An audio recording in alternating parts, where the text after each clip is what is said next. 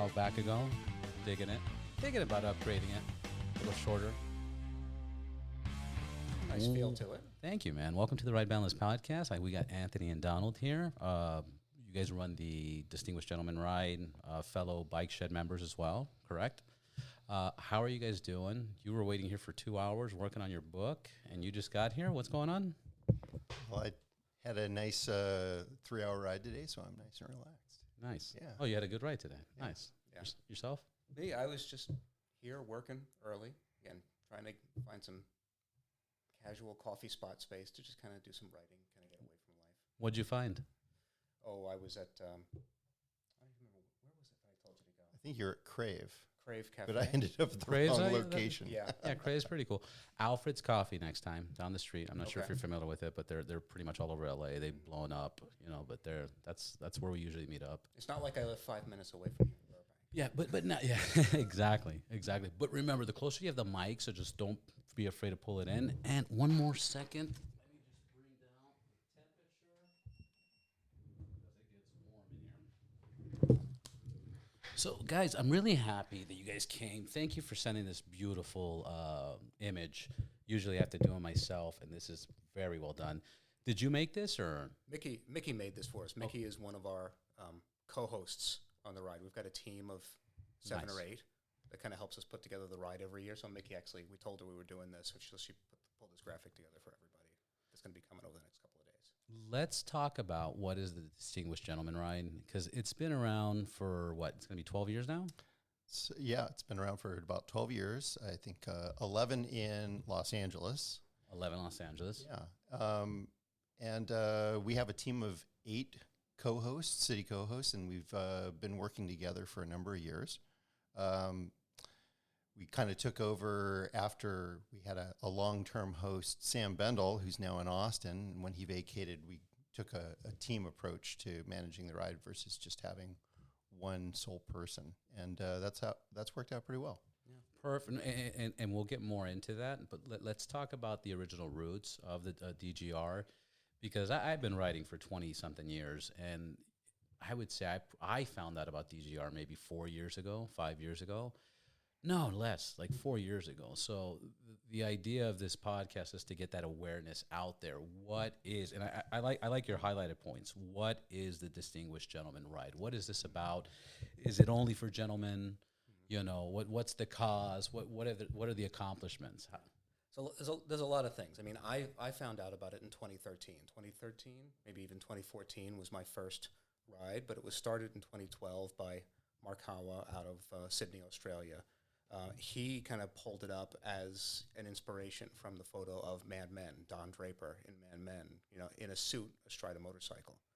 And that image inspired him to kind of rally people around, a cause for, I think in the beginning, what was it in the beginning?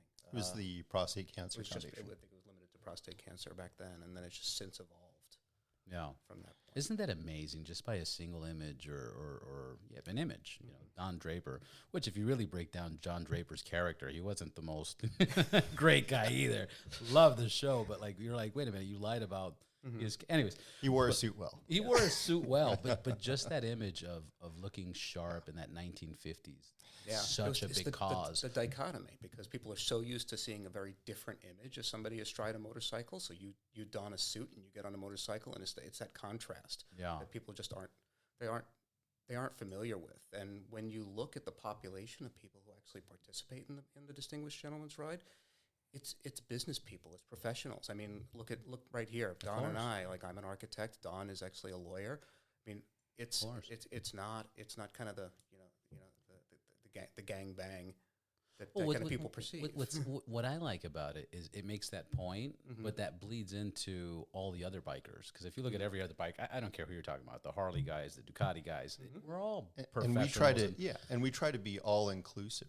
But in terms of the ride and how we conduct ourselves during the ride, there's no hooliganism, there's no wheelies, no stunt riding. We want to project an image of a very public-friendly image and promote that image. It's it's like an old 60s campaign of promoting motorcycling and making it a friendly, all-inclusive thing. And we're doing something good for the community and for men's health. And we have, I think, about 22 to 23% female participation in the ride. So it's, even though it's the gentleman's ride, it is by no means restricted to gentlemen. We have men, women. We actually have children. We even have dogs inside cars. So there's quite a few famous dogs that are involved. Yeah. Now I still think we're making this sound very casual and simple. This is what, 150 cities? 900 cities around the world. 900 cities around the world. In over 110, 120 countries. Yeah. And they do the ride on separate days or the same day? Same day. On the same day, 24 hours, different time zones, all going. That's amazing. About 500,000 riders. 500,000 riders. Wow. Yeah. And akin to, when they did Live Aid and Phil Collins performed in, 2 different locations, Mark Hawa, I think he rode in the Sydney ride and the Hawaii ride both in one day. Whoa! What's the flight from Hawaii to Sydney? He had the benefit of the international date line. So right, yeah. But how did that? I mean, I get it because of the time differences and they're ahead and one's back. But how did that work? Like he started in Sydney. He started in Sydney, jumped a plane, and got to Hawaii. And Hawaii is the last ride on the planet, essentially. Wow, that's amazing! Amazing guy. I'm actually releasing his episode this Wednesday, so that's going to go live. We had a wild interview. Like, it was just crazy. You had Anthony Partridge and oh my God, it was Scott. insane. The table was covered in alcohol. What's going on? Men's health. Like, no, but it's amazing the cause he's created. It's amazing. Now let's talk about LA for a second. How has LA been receiving this? And talk about the process of closing down the streets and these rides and how intricate they get. Well, in LA we've evolved quite a bit. Now it's a much orderly procedure, and we have police style escorts escorting the bikers. We have about 650 bikers that we're planning for this year. 600. Yeah, and in the past we've done between 600 to 700 motorcycles, depending on the venue and what it can support. In the early days, we had rides that had over 1,000, and it was just mayhem. 1,300 riders. Yeah. So we've tried to limit down the pack, because otherwise you get spread over literally over 2 miles and it becomes unwieldy. Yeah. That's insane. That really big year, I remember we were going down Santa Monica Boulevard, and I was towards the back of the ride, and I hit that crest on Santa Monica. Yeah. I could not see the front of the ride. It was easily 5 or 6 miles down ahead of us. That's so wild. Yeah. That's so impressive. Mm-hmm. And then the ride setting. Okay, so you guys have a police style escorts guiding the rides. Everybody, like you said, there's no hooligans. There's nobody trying to show off. Everybody pretty much follows the trail. It's not the fastest ride in the world. No. But everybody cooperates. It's a beautiful sight to see. I mean, everybody stops. Well, the cars have to stop, but people stop and take pictures and videos. And then usually, where does it end up? And then where it ends up, let's talk about some of the sponsors in the local community, how they can get involved. Well, we've started and ended. We make the ride different every year. Yeah. The participants actually don't find out where the start and end point is until a couple of days before the ride happens. So an example of previous years would be the Greek Theater, Bike Shed. Once we closed down the street out in front of Westfield Century City, we've hosted the ride on Santa Monica Pier. We've started from a parking lot. I mean, it runs the gamut. Yeah. The biggest challenge with that is finding a host location that's okay with the fact when you call them up and say, hey, we'd like to bring 500, 600 people on motorcycles to your venue. Yeah. And only. Only. Yeah. And sometimes the response is with a little trepidation because of their perception of the motorcycle community, and the other times it's okay. Well, how much we have to talk about them, how much they're going to charge us to use one of those spaces. And typically in LA, when you want to close down a street, you have to have the permission of 2/3 of the occupants in the street. So it was very easy in Bike Shed to close down Industrial Street for the last 2 years because there weren't that many residential occupants, but they just opened up a new condo building. Yeah, that's and gonna so be there's hundreds of new occupants that we'd have to have, You have to go their knocking permission. from door to door inside a single building. And, and that building, they're not even moved in yet. So it makes it very unwieldy to use that location. Yeah. So you need 2/3 of the occupant. Wow. So never again. Well, I don't want to say that. It's but like, possible. But yeah. yeah. It's just work. yeah. But we are including Bike Shed. Bike Shed's had such a great commitment because Vicky and Dutch have actually been the city hosts of London, the London DGR, for years and years. So they very strongly support the ride, the cause, and we're talking to them about having a pre-fundraising event there to kind of kick things off, bring awareness, get everybody involved because, we have fundraising start 2 months before the ride. A lot of people kind of trickle in, and we'd like to kind of front load it and, start off with a bang. Right. And then this is very important for me. And actually, I got into a little panic because I heard you were hunting for my head, and where I signed up, and I'm signed up. Now I'm helping Hyman. I'm doing this and that. And then I don't know. Somebody's like, dude, Donald's looking for you. And I'm like, what? And he says you can't write. I'm like, what? Like we wanted to make sure you had that you were registered. And, yeah. And the thing is that not only do I have to register, but I have to bring in a person. So the important part of this is, one, out of those 500, 600 people that sign up, they fund to the charity to get, to be part of it. Charity, yeah. And then they at least have to get one person. So then these people are also promoting a great cause.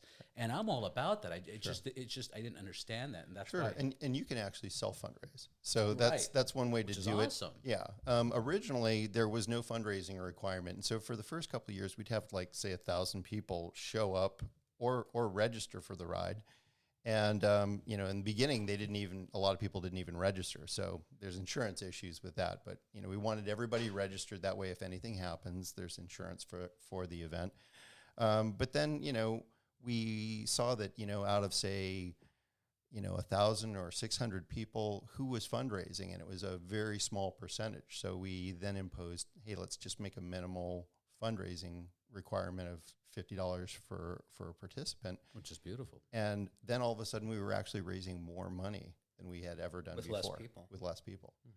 And you're also filtering a bunch of, I don't want to say the free riders, but you're filtering a bunch of people to be motivated. And if you're not that motivated to bring in $50, maybe you shouldn't join the ride because it's pretty complex.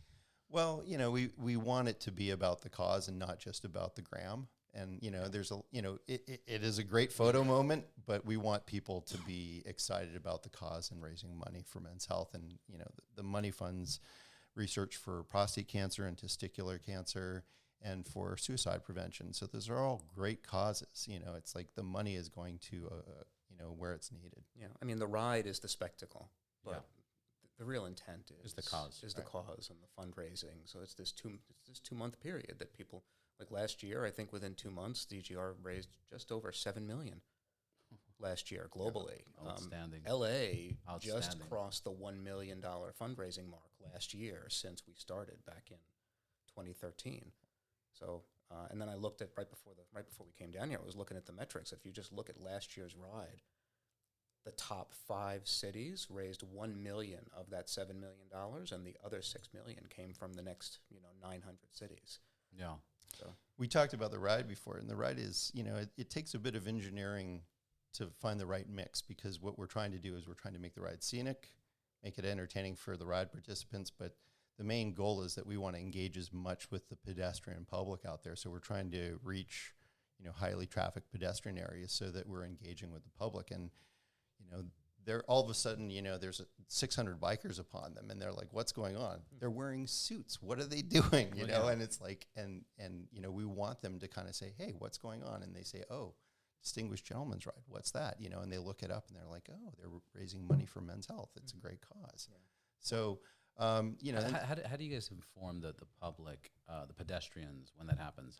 One year I actually had business cards made that had a QR code to my ride page, and I think I gave away like 50 or 60 of them in the middle of the ride. Like, people would stop, they would wave, we're right by the sidewalk. Sometimes we're either waiting at a light or we're kind of pausing for a moment, and I'd just kind of give them out. I think I got like maybe 5 or 10 donations in the middle of the ride.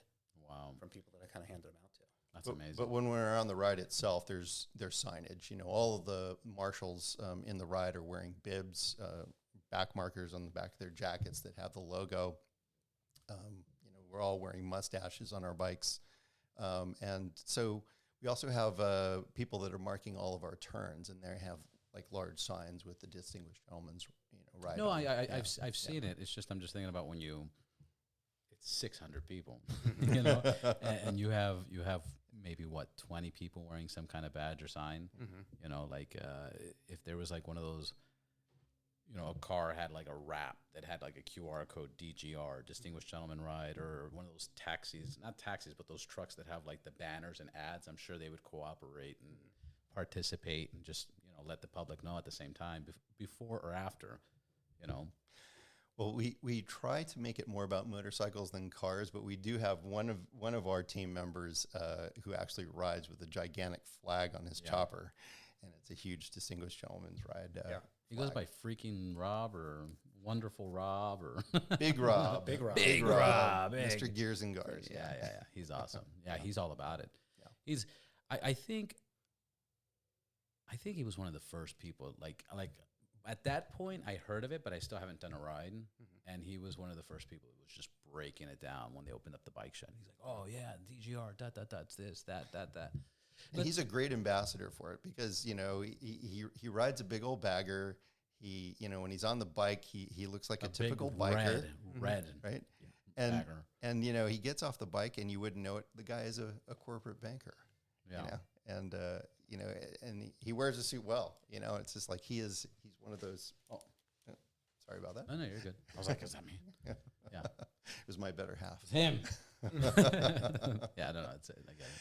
But yeah, he epitomizes one of the gentleman's ride participants. It's you might be a biker, you might have tattoos all over your arms, you might wear a suit during the day, but for that day, we dress up, we put on a suit or other dapper attire. Some people get pretty creative with what they wear, and we try to present a positive image of motorcyclists. And you guys are succeeding at that 100%. Like, I don't think there's anybody that looks at this event at a local level or globally and say, "Hey, those are troublemakers." I think everybody loves it. People get excited. There's just so much excitement. One, you got a bunch of elegant dressed people. Two, you got cool looking motorcycles. I mean, some of the what are some of your favorite bikes on this ride, or that you saw last year on this ride? Well, we get a lot of custom builders that participate. So we always get some interesting things. Last year, there's this guy, his Instagram handle is like Von Janical, and he has this humongous chopper that has probably like a 6-foot front end. It's ridiculous. Yeah, turning on that. Everybody loved that thing. That was a spectacle. Yeah. There was another guy in a Harley tuk-tuk, and that got a lot of eyeballs. So not something you see every day. And the sidecars. Was that the blue and white plaid? Was the big chopper? No, it was all steel. It was all raw steel. Okay. Yeah. One of the guys shows up in a similar chopper to that, and the paint job on the chopper is this kind of blue plaid, and then he shows up in a matching suit to the paint job on the plaid.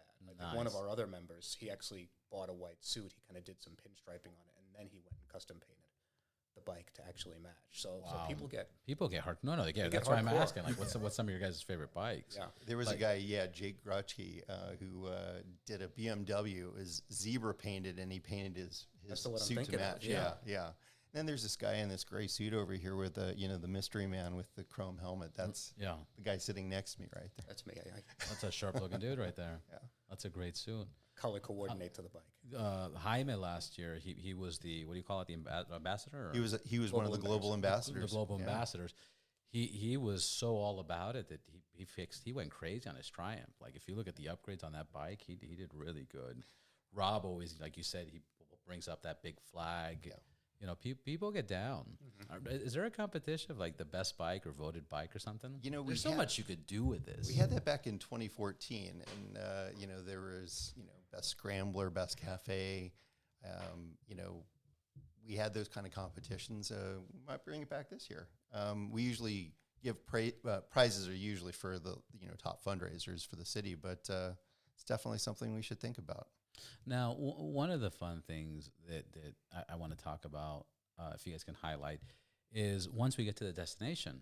We get to the destination. It's a big party. There's local sponsors. I mean, let's talk about that. How do you guys set that up? And can people sign up and get a booth there? And how does that work? And how many people show up after? Does everybody from the ride show up and hang out? You know, there's food, drinks. Let's talk about that. Well, it's everybody in the ride and then some, friends and family, and then even bystanders. And, you know, in the past we've had public areas where, you know, it's open to the public. We did that a couple of years back at the Santa Monica Pier. So we had thousands of people that were just coming to the Santa Monica Pier because it's the end of Route 66. And they showed up, and all of a sudden, you know, and they're in the midst of essentially like a classic style motorcycle show. Yeah. And, you know, and wowed by that. Last 2 years, it's been at the bike shed. So we've had people just, you know, happen upon the bike shed, people that were going to the bike shed and said, oh, hey, there's a party here. Yeah. So, and we welcome that. You know, we're trying to. But how many sponsors? How many booths do you guys have? Because we know a lot of the people and the families, but like, what does that entail? We usually have somewhere around 10 sponsors, 10 or 15 sponsors. Yeah. It varies. I mean, sponsors is a big part of the ride because we do have costs. You know, there's of course. Closed down the street on Westfield Century City. There's cost to kind of do all of that permitting. There's a cost to, you know, pay for the motorcycle escort that kind of shuts down all of the lights as we go, as kind of we pass through areas. Some venues, like we were at the Greek last year, we had to pay for that location, and every dollar we spend there comes out of, you know, a dollar that doesn't go to the charity. So the sponsors are really helping us to offset those costs. We're doing two things. We're trying to work with the venue to reduce their cost that they would typically rent the venue for, and then trying to find sponsors, city-specific sponsors, to offset that cost so that the money that the fundraising is accumulating goes to the Movember Foundation. And then let's talk about that, the Movember Foundation. We mentioned that when this originally took off, it was men's prostate cancer and testicular cancer, and now it's much bigger than that. Now it's Movember. Who's Movember? Movember is always involved. Triumph is awesome for being in this. Quad Lock. Let's talk about the current sponsors and what they're about. Well, Movember is the charitable partner and beneficiary of the ride, and their mission is to promote men's health, and they are funding programs for prostate cancer and testicular cancer and for suicide prevention. Yes, the original charitable partner was the Prostate Cancer Foundation, but that morphed. And the mission became bigger for men's mental health because they realized a lot of men that were suffering from prostate cancer were also having effects of mental health, and mental health just as a larger problem, you know, in the world. It's something that's, you know, there was a big stigma about admitting that, you know, you might have a mental health issue, depression or some other condition. As a man, especially, yeah. And the idea of the, you know, part of this cause is to try to break down those stigmas and to say, hey, it's okay to talk about it. Yeah. Giving people permission to talk about it is really where the big focus is. And Movember, and I've interviewed Movember too, and this, I just want to bring all these points up again. Movember offers a hotline where somebody can call in if they're feeling down. The cause and the awareness is to promote that, hey, men around the world are going through this. It's normal. Talk about it. You know, that's like one of the main things, right? That is one of the main things. And, you know, everybody gets into... And they have a location. They do. They have a Santa Monica location where they actually, that's their headquarters for the United States. They're based, their headquarters globally is in Australia. Yeah. Because somebody was telling me how much they helped them. They had to go there, and there was a time where they needed help. Yeah. You know, and that's interesting because I never knew that was out there. You know, yeah, it is. I'm old school. You know, deal with your own stuff, and it gets hard, man. It gets hard. It does. It's not just rub some dirt in it. You know, when you're walk it up. Walk it off. Yeah. But, you know, everybody gets into the DGR for different reasons. You know, I remember the first year a friend said, hey, you know, you want to do this event? You know, we're gonna dress up in suits and ride it, you know, 25 miles an hour. I'm like, are you kidding? Why would I want to do that? And they're like, well, this is what it's for. And I was like, okay, count me in. I'm in. And it was amazing in the first couple of years how many people reaching out, asking them to sponsor me, how many people had been affected by prostate cancer in the first 2 years that, that was the sole aim. When we expanded it to mental health, it became even bigger. And for me, I lost my dad to suicide when I was 17 years old. Wow. So it became a very personal cause for me. I became very real, very invested in the cause. Do you guys have numbers on estimates of people going through depression, cancer, stuff like that in men's health? Do you guys have that, or that's a Movember question? I think that's more of a Movember question that I give you statistical analysis, but I can tell you I think every single rider has been affected, within their immediate circle of either friends or family, either by cancer or mental health. It's just so prevalent. Yeah. And then for the cancer side of it, they're raising funds to help people get treatment, or how does that work exactly? Well, I think one of the but original missions was not only treatment but prevention. Trying to get awareness to people to go out, get an exam, get your PCR test, get your blood test, and it's part of your yearly checkup. And the thing about it is prostate cancer has such a large success rate in treatment, but it depends on early detection. Right. And if you don't detect it until later, that's where you get into bigger health problems. And what's interesting, I think Jaime was the one that was telling me this. He goes, so many people don't want to get checked, and it's all about getting checked first. And it's not a finger up your butt anymore. Like they have ways of checking that they don't do that anymore. It's no longer the Moon River from Fletch. And I'm like, maybe I'll go soon. But I thought that, but it's not like that anymore, right? It's like what, X-rays? How do they do it now? They can do it by blood. They just generally, they can do it as part of your battery of blood tests. That's amazing. Yeah. So that's part of my examination every year is I get my blood checked for 50 different things. And that's one of them. That's amazing. This has nothing to do with nothing. This is kind of random, but it's just how much. Like my mom's like, we talk about phones and TVs and cars and technology, how amazing it is. But if you look at medicine on how much it's advanced, it's like the craziest one. My mom's 75 years old. She just got she had a shoulder replacement 3 years ago, and now her other shoulder, she did that, and she has like a little metal here, and she has like she's metal. Bionic. She's bionic. Yeah. She's bionic. She writes to me like 4 days ago, and she goes, Robert, when I die, I don't know if they're going to put me in a funeral home or a junkyard because there's just so many parts. And I'm like, how do I respond to this? Like, it's funny, but don't say that, Well, but medicine's amazing. Yeah, as of December, I have 4 pieces of titanium in my heart keeping me alive. So that's right. Yeah. So in the last 6 months, you had an accident and you had a heart attack, right? Well, the accident. I don't know if I can talk about that. I called you out. The accident, it was me passing out when I had my blood drawn, and I broke my nose, tore my eyelid, and broke the orbital bones in my eye socket. So that wasn't pleasant. Had reconstructive surgery on that, but then I had a nice surprise in December. I had a blockage to the main artery to my heart, and I was fortunate that they found it, and they were able to rectify it with stents. And I came out of the procedure, and they were like, "Yeah, your artery was 99% blocked." Oof. So I was a heart attack waiting to happen. So I was very fortunate. So they caught it. Yeah, they caught it. You didn't have any you're walking or driving, and it got you.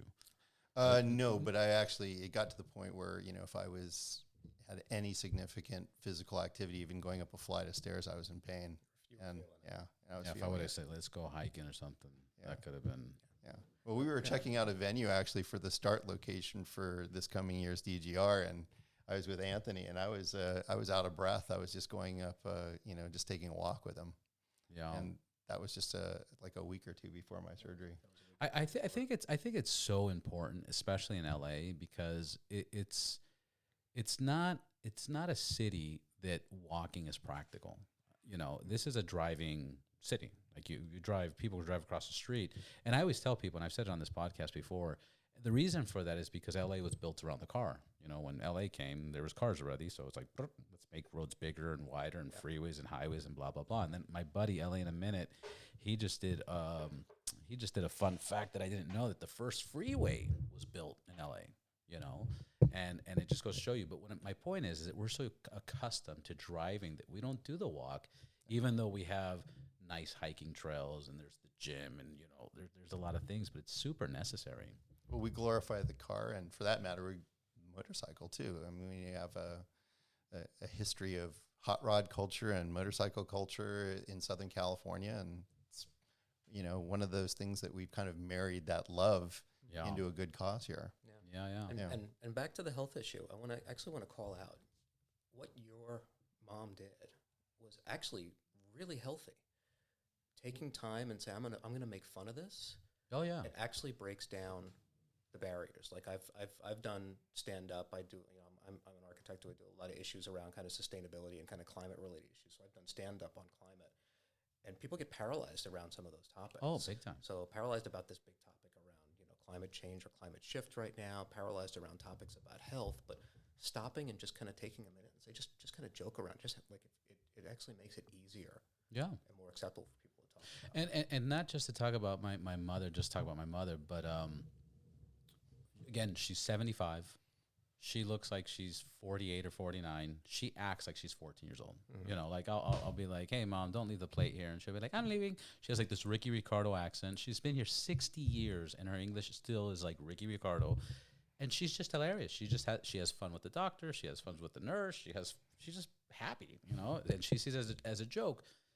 This joke did catch me off guard because I'm like, when I die, funeral home or a junkyard, and it took me a second. Like, oh, she's talking. Then she sent me the X-ray picture, and I was like, oh, okay, I get it. That's where it's coming. But yeah, that's definitely a way to take it. But some people can't make fun of it. Mm-hmm. Some people get traumatized. You know, like again, welcome back after your incident. But you know, some people will have that, and they're just afraid of the world now.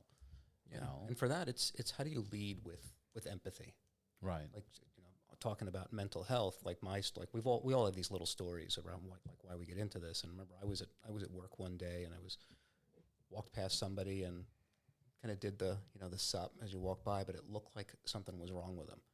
So made a point to kind of go to his desk later. I'm like, hey, how are you doing? He's like, no, I'm fine. Everything. Kind of forgot about it. 2 or 3 days later, he walks up to my desk and he's like, yeah, I was really in a bad way that day, and he let me in on what was going on. He's like, but thank you for noticing, or thank you for saying something. And he's like, it meant a lot. And it's just stopping and noticing and paying attention and kind of giving people permission. Yeah. To kind of talk about those things. There was it might have been a social media reel or whatever the case is. I find them very informative. There's a lot of informative ones. Some people are like, it's social media, bullshit. But I find a lot of informative. There was one, or it might have been something I watched. There was one where they interviewed this detective, and he worked with a lot of people that did, suicide cases. And they asked him, was there one that ever stood out, just randomly? And he goes, yeah, there was a guy that jumped off he jumped off a building, very typical. And when we went to his house, because we're always looking for the note, we went to his house, we found the note. And the note was that he was just not satisfied with his house, or with his life and the people he works with and relationships or anything. But what stood out about that one, and I get goosebumps on this one, what stood out about this one is he goes, I'm going to go walk 2 miles to this building, and I'm going to jump. If anybody says hi to me, I won't jump. And that's what got him. He was like, fuck, man, like 2 mile walk. Like, what's a 2 mile walk? 40 minute walk. Nobody looked or acknowledged or said hi. And it goes back to the point that you're saying. Sometimes we just need that human touch, and we don't have it, especially now. I just on the last podcast I did with Dutch. Dutch is like, I'm almost 60 years old. I didn't have a cell phone or social media growing up. I check a few emails, and all of a sudden, I'm done, sent, and I'm on Instagram. I'm scrolling, and I'm like, what am I doing? I've been here already like 20 minutes, 15 minutes, and it catches us. But now it's even more important to like just say hi to people and, hey, have a good day. I remember I was hiking a few months ago, and I'm just minding my business. I was recording. I was like, look at how beautiful. And then somebody was like, they said, God bless you. Have a beautiful day. And I was like, God bless you, have a beautiful. And I was excited. I caught that moment. I was like, oh my God, somebody said, God bless. It's weird. It is strange. I grew up, in a suburban neighborhood of Orange County where everybody had their front doors unlocked, and every parent knew everybody's kids Not looked anymore. after them. And that doesn't happen anymore. We live these very insular lives, and we drive everywhere. We don't connect with people as much, and so it becomes more important to notice people. Yeah. We're so caught up with what we're doing and where we're going that gosh, I don't know half of the neighbors on my street because they just keep to themselves. Yeah, we're unfortunately transitioning to this world where everybody's living and interacting behind a screen. Yeah. Well, and to add to that is we spend so much money on making our space comfortable, and you don't want to leave, and you want to stay in here. You want to be like, and this is one of the main reasons I love the podcast, because we wouldn't be talking if I didn't have the podcast. I have almost 130 episodes, and I've had these intimate, awesome conversations one-on-one where I could be like, hey, turn off your phone. Let's talk about it. And this doesn't exist anywhere else that I know of. Like, this doesn't exist. If we're not doing business, or if I'm not a client, or you're not my client, what are we going to talk about? Nice break. Right. You doing better? Cool. All right, let's drink, shots, cheers, see you later. So, but I guess the message for this part of the podcast is say hi to people, be friendly, say hi to your neighbors, Care. And I think what ultimately is important in your life, is it how much money you make or your station, your job? No, I think it's about experiences and relationships, be those familial relationships or friendships, the people that you make your family and your circle of friends. And, that's what's really important at the end of the day. It's, when you've had your time, it's those experiences and those relationships. People around. You have to initiate. We have to initiate. And why don't we? Why do you think most people don't initiate? Let's solve this world problem right now. Because I think some of it is vulnerability. You have to engage and to form relationships. You have to be vulnerable, and people sometimes are afraid of doing that. Just to let their guards down and be like, I want to say hi, but what if he doesn't say hi to me? Fuck him. I'm not going to say. Or to care about somebody. Yeah. That's you're not going to have a friend unless you care about them. Yeah. And we're talking about a real friend, not a friend on Facebook or on Instagram. Right. It's like, and that's what really counts. I think too much of the social media culture now is that people bleed those together, and they don't realize that, hey, you might have X number of followers, but do they know you? Mm-hmm. Have you ever actually met in real life? Yeah, and sat with them and know what they think. That's what I like about motorcycles. I think it's easier to group up. Like, guys, let's go for a ride. And then that ride, like yesterday we went to Palm Springs, and we had 2 new people just, hey, why not? Okay, cool, join. And that bond, even though we weren't communicating, but just riding in the road, the wind blowing us off the freeway almost, and, whoa, and getting to Palm Springs, it was like, that was awesome. And now the next day, it's like the text messages, hey, that was great. This was amazing. Did you see this? Did you see that? Here's a picture I took. It's motorcycles are a good icebreaker for that. Yeah, and look at this example. I'm going to give you this perfect example right here. When Don and I started doing DGR, we never met each other. We didn't know each other. Our first year that we were both on the ride together was this massive competition. We were back and forth. I think we were raising $10,000-$15,000, and we were back and forth kind of, because there was a big prize in the LA ride. We're kind of giving away this kind of nice watch from Zenith, which kind of culminated in 2 of us still stuck at that same kind of break off. We were kind of, we'd raised the same amount of money, and we're doing rock, paper, scissors at the finale event to decide who won it. And like, we were fierce competition with each other. And now, I mean, we've just turned into the best of friends. Yeah, you two. I think everybody identifies you guys as like, they grew up together. Mm-hmm. They grew up together. Like, Well, I think every year we go back and forth, and then there's, there will be some person that comes out of the blue and challenges us, and it's a healthy competition. And it's funny. We'll be joking, and we'll like, I gotta beat that guy, but when he or she takes the lead, it's like, go for it. You're like cheering them on too. Yeah. And, last year it was Jaime. Jaime, I'd never met Jaime. And, Jaime Camille for everyone listening. And you know, he became a global ambassador, and he was a freaking fundraising juggernaut. And that was, by the way, is a nickname that I have for Anthony, actually. But you know, for But the Jaime last took it that last year. yeah, for the last 10 years, Anthony and I have always been at the top, either one or two, you know, in Los Angeles and within the top, you know, I don't know, 25 to 50 in the world, somewhere in that range. And you know, Jaime came out of nowhere and he just blew everybody away. And we were like, wow, Yeah. this guy's amazing. It's going to a good place. Yeah. We welcome it. Yeah. And I'll tell you an interesting thing about DGR. I met Jaime through DGR, you know, and now we're like boxing every week, going to the gym every week. Our kids play together. We ride everywhere. And it's like that was because of DGR. You know, he became a Bike Shed member.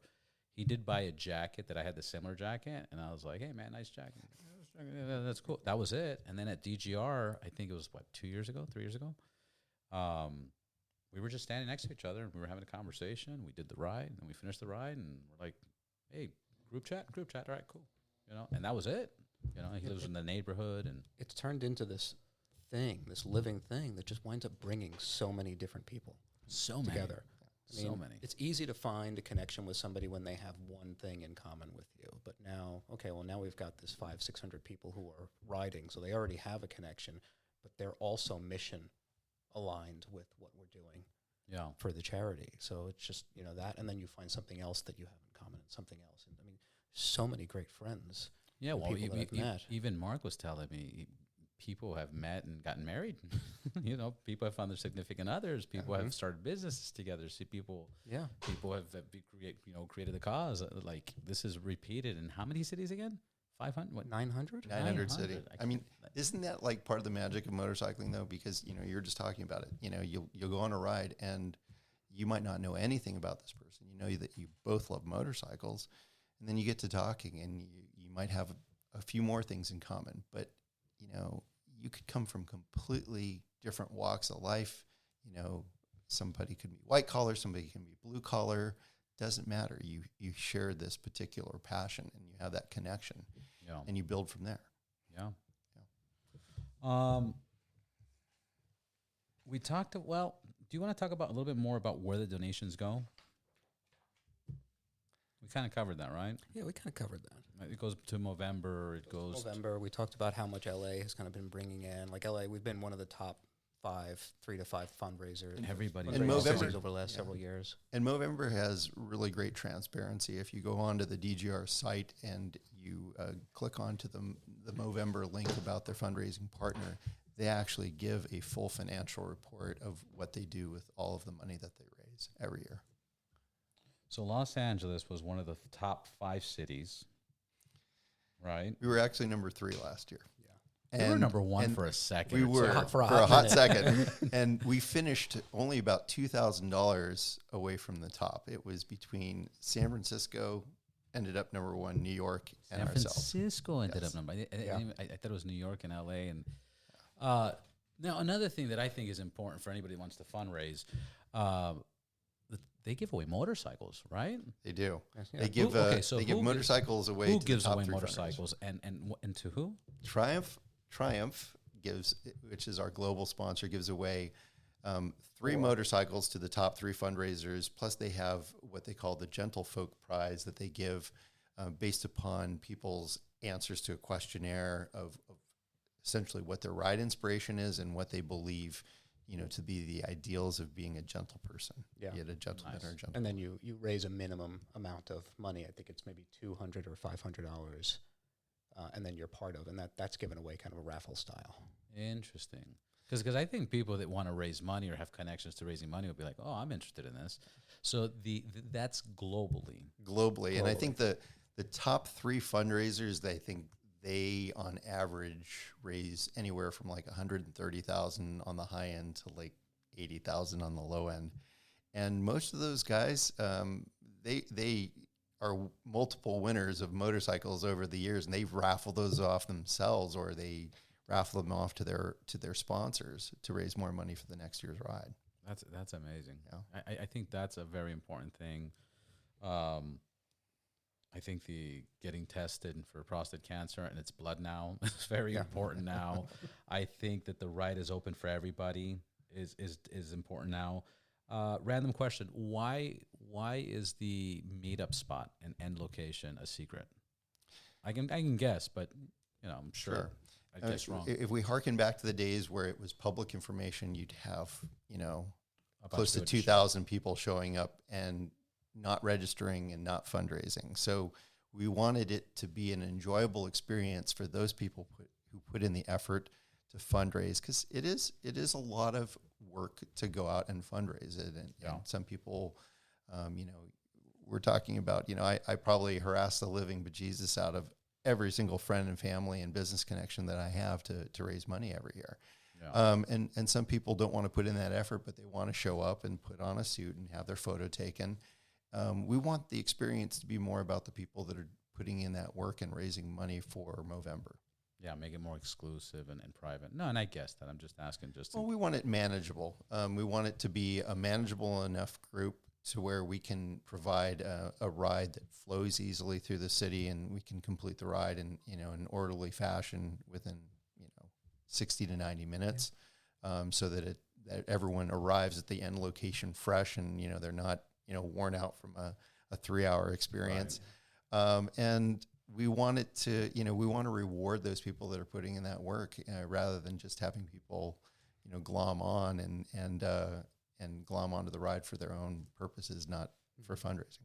Yeah, and we want the ride to be safe. Again, the bigger the ride, John kind of said this, the bigger the ride is, the more unmanageable it becomes. Like, we have medics on the ride. We'll have a tail car or a follow car on the ride in case somebody breaks down, get off to the side. We go through a safety briefing. We want to make sure that this is safe, and we haven't had very many incidences at all in the LA ride. Even that's for amazing. 600 people, 500 to 600 people, that's a large group ride, and there's a lot of logistics that have to go into that. I mean, the 1300 year was, I wasn't part of the organizing team when we were 1300, but I have to imagine that was just a challenge to kind of get all that for sure coordinated. And then for new listeners, where can they donate?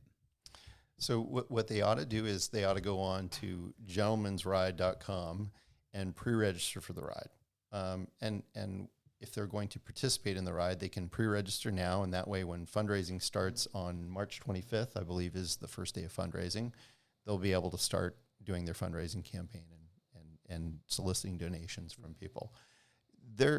Suppose that you don't ride a motorcycle and you just want to give to the cause. You can go and you can generally donate to Gentleman's Ride. You can pick a random rider, or you can just give a donation just to the Gentleman's Ride. Yeah.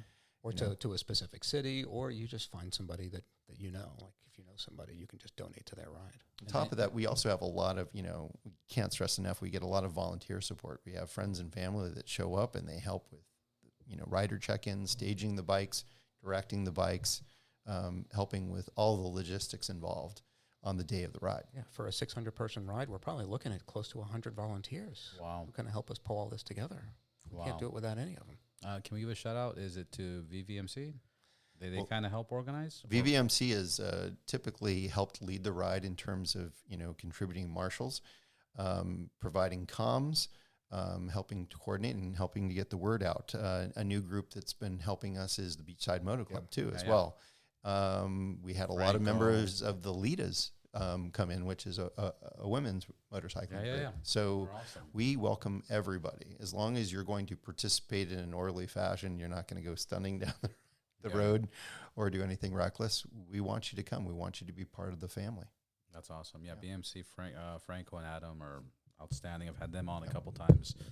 Another question. You're the attorney, so you gotta I don't want to get in trouble here. Donations are a tax write-off, right? They are. Absolutely. Okay, so if I donate 500 or $1 million or 1,000, tax write-off. It's a 501(c) corporation. It's you get your tax deduction at the end of the day. Yeah. So that's good. So you're doing a good cause, and you're going to save money on your auto insurance. I'm kidding. Yeah. Any other thing that we missed, or you guys want to cover on this? Because the other part to this is we're going to have other members of your team on the show. And I can't stress that enough. We have a team. It's a team effort. We have 8 people on the team that contribute to the effort, and then even a wider band of volunteers on the day of. But it's the team that gets the ride organized, that finds the venue, that finds the sponsors, that coordinates the ride route, and they pull that together. And you'll be interviewing the entire team. It's made up of Anthony, myself, Dakota, Mickey. We also have Steve Mumolo, Tico, and Lucas, and Ricky Rocket. Ricky Rocket. Well, I'm looking forward to having them on. I appreciate you guys for coming in today and doing this wonderful cause. Please send me more info, and I'll make sure to share it. And I'll see you at the bike show. We're hoping you're actually going to come in and be a sponsor and join us this year. I might be in Mexico. Yeah, I'm gonna try to sponsor. I'm gonna try to sponsor and get a booth. But Jaime is gonna launch it this year in the city of Mexico, and he asked me to come, and I was honored because I think that's gonna be awesome. Mm-hmm. His connections out there are amazing. Yeah, he knows a few people in Mexico. Weird. Jaime's gonna do some great things. He's gonna do some great things down there. But, the Mexico City ride is a spectacle. Mm-hmm. I mean, I've seen the photos from it. I have friends that have ridden in it multiple times. It sounds amazing, and I think that's one of the great things. I think Dakota, one year he was riding he was in a different country, and he rode in a different DGR. So it's one of those things where wherever you are, you're probably going to be able to find a DGR ride to participate in. Yeah, especially in 900 cities. It's insane. I was in New Zealand this past May doing some keynote talks at a conference, and somebody connected with me because they saw I was down there. They're like, yeah, I participate in DGR, and I wound up hooking up with them and just kind of. You connect. This is silly, but is there like a group? Is there a DGR global group chat? Like for example, like my website, rideboundless.net. I can create groups, and I can have people. Let's say I got to the point where it was just so popular, people would just sign in, and I can have like guest groups where all the guests can exchange information. And then I can have subscribers or whatever, all the listeners. And it could be one place for people like, hey, I'm going to go to Florida. I'm going to go to New Zealand. Is there something like that for DGR? There is some of that. There's a network of Facebook group. Well, we do have Facebook groups, but within the ride organizing community, there are like as the ride approaches, there are weekly meetings where new city hosts and old city hosts will get on a Zoom call together and help each other out. I've had multiple DGR city hosts DM me on our Instagram page, Distinguished Riders of Los Angeles, or not Distinguished Riders of Los Angeles, and they'll reach out to me from other cities and say, hey, I'm going to be starting, hosting this new city, and like, hey, here's my number. Yeah. Like, reach out to me with questions. You're going to have questions, right? And a lot of them, it starts off as like a 10-person ride or something like that. It's very manageable, but then you have to scale up, and then you have to bring in escorts to block traffic to make it orderly. And it's so intricate. Yeah, things get as you scale up, things get more complicated. So we try to make ourselves available to anybody who wants our help. Wants us to share our experience. And then a fun question. Well, not a fun question, but what's the most, because LA's so crazy, like, you'll go down one street and then the next day you go, it's closed down because they're doing construction, or there's a premiere, there's a movie. Has there been anything that's ever made you guys have to detour? Yes and yes. How was that? Well, I mean, when we're planning the ride, we're doing, especially the last 6 weeks before the ride, we're doing mock rides, and we're testing out routes and finding out where there's going to be construction. But there have been instances where all of a sudden it's 2 days before the ride, and we're doing a practice run, and they're tearing up a street, and we have to figure out a fix. We have to detour, and we've been very good at being able to. Sometimes. Yeah, it is. You can't just use Waze and just wing it. Kidding. I think the first year that I did it back in 2014, we did do something like that, and we ended up diverting a pack of 600 riders through a residential neighborhood in like Brentwood, and my goodness, and it caused absolute pandemonium because we didn't have any escorts. We just had the VVMC guys blocking traffic in major intersections, and it was pretty hectic. Now smoking we try to cigarettes and showing their mom. No, I'm kidding. Now we try to do it a little bit more orderly, and with those same guys, we're just getting more help. Yeah. But when you're organizing a 20 to 25 mile parade lap through the city, through any city, but through the city of LA, you're always going to run into some kind Obstacles. of obstacle. And we're always, the rider safety is paramount. We're always trying to think about the fact that there are a lot of new riders that are excited about doing the DGR, and we're trying to make it as safe as possible for them. Yeah. We're looking at, like the lowest common denominator, like can somebody with limited skill set and experience this safely? And we want that to happen. And then I guess my last question would be for the volunteers that you're talking about. How, if somebody wanted to volunteer, who would they contact? How would they get a hold of you? The easiest way is that they can DM us on our Instagram account, Distinguished Riders Los Angeles. Okay. And we will take down their contact information, and we will funnel them into. We have a spreadsheet of all of our volunteers and where they can be allocated and what they want to do. Some people want to help with certain aspects of it, be it helping with registration check-in or parking or route guidance and whatnot, or the after party event. Yeah. And there's always we always have availability. It's more of an issue of trying to figure out where we're going to put somebody. Right. Yeah, manning it. There's enough stuff to get done. Yes. That we can we can use all the help. Mm-hmm. Well, gentlemen, I think that's it. Do you want to add anything else? Thanks for having us. This has been amazing. Well, thank you, guys. I really appreciate you guys coming out here. I know it's your first trip to the Valley in a long time, so thank you for your sacrifice. It wasn't that bad. Come on. No. I have a sister that lives in Woodland Hills, not too far from here. Yeah. Okay, yeah. Nice. Well, gentlemen, thank you so much. Thank you. I'll see you at the bike shed. Absolutely. Yeah.